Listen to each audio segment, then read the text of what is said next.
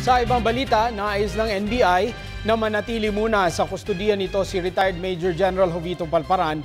Ito'y upang maisaayos ang kanyang medical examination at matiyak ang kanyang seguridad. Bago idetine ito sa Bulacan Provincial Jail alinsunod sa kautusan ng korte.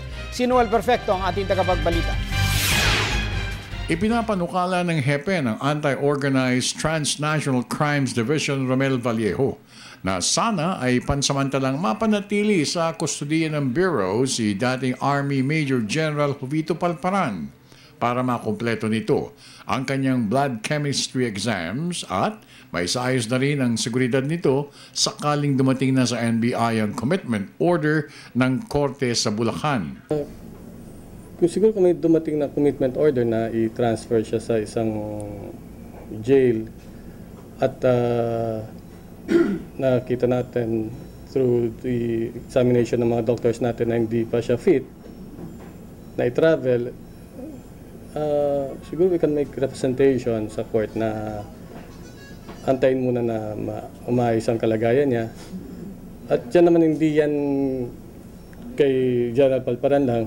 It applies to all other arrested persons. Kung hindi pa fit na i-travel, pwedeng makiusap tayo sa court na antayin mo na yung advice ng mga doctors na kung pwede na siya. Inihag ito ni Vallejo sa mga media matapos na mapasailalim sa booking process ang dating mataas na opisyal ng Philippine Army 7th Infantry Division.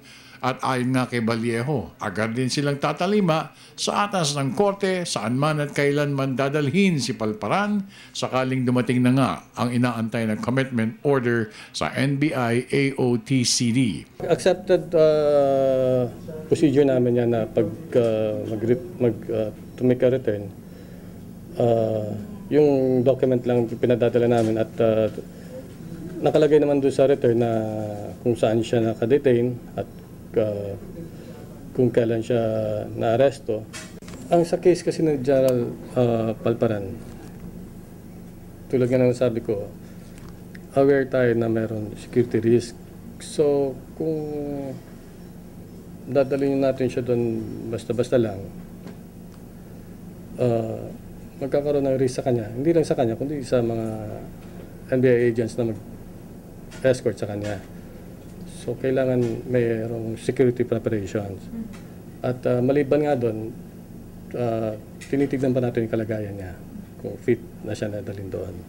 Tiniyak naman ng Bureau officials na okay so far ang kalagayan ni Palparan sa kanilang kustudiya at pinagbigyan rin ng Bureau ang kahilingan nito magpagupit bago pa man humarap ito sa gagawing investigasyon at pagdinig sa kaso nitong kidnapping with serious illegal detention kina Karen Empeño at Shirley Cadapan. Para sa Telebisyon ng Bayan, ako naman si Noel Perfecto.